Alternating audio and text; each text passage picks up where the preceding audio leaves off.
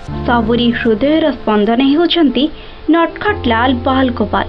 से हेउछंती भाव भक्ति और प्रेमर प्रतीक, जहांक प्रेमरे बालु तरु वृद्ध समस्ते भाव विहर होइथांती, जहांक नामरे थाई मधुरता, जहांक नाम स्मरण रे मनीष मोक्ष प्राप्ति पाए।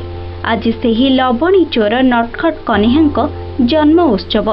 पौराणिक कथा अनुसार भगवान श्रीकृष्ण जन्म भाद्रव मास कृष्ण पक्ष अष्टमी तिथि एवं रोहिणी नक्षत्र रे होइथिला।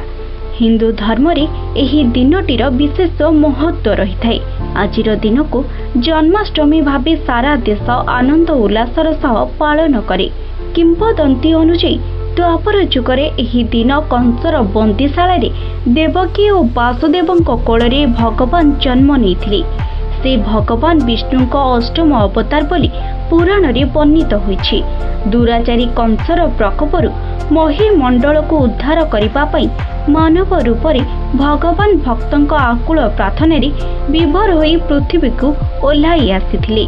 तांकर बाल्यकाल गोपपुर रे नंद यशोदांक कोଳରେ बीतीथिला। तांकर रूप एते चित्ताकर्षक थिला जे समस्तंक मन को मोहि नेउथिले। राजा घर पुओ होई मध्य लवणी चोरी करी खाइबा, सांग साथी मेଳରେ गोपी मानक सह थट्टा मजा करिबा, बंशी बादन करी निजे आनंदित हेबा सह सारा गोपवासींक मुखरे खुशीर लहरी खेलाउथिले। धरापृष्ठरे कन्हैयाक अवतरण सह आरंभ होई जाइथिला धर्म, प्रेम, भाव और भक्तिर यात्रा। धरापृष्ठरे शांति स्थापन पई से तांक लीला खेला आरंभ करिथिले। भक्त मानक रक्षा करिबा पई अनेक राक्षस राक्षसी मानकु बद्ध करिथिले। संसार को प्रेमर भाषा बुझाइबा पई निजे प्रेम करिथिले। संसार रे धर्म प्रतिष्ठा पई युद्ध क्षेत्र रे निजे अस्त्र न उठाई मध्य युद्ध करिथिले। आज सेई नंदलालंक पवित्र जन्मदिन रे चलचंचल होई उठिछि सारा देश। देश रे आज श्रीकृष्णक नाम ध्वनि कुंजरित हेउछि। गाँ ठारू सहर उत्सव मुखरित होई उठिछि।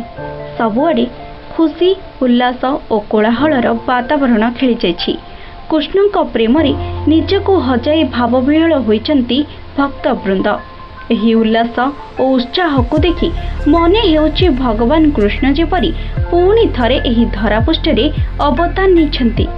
आज एही मर्त्यमंडल पालटिछि द्वापरर गोपपुर।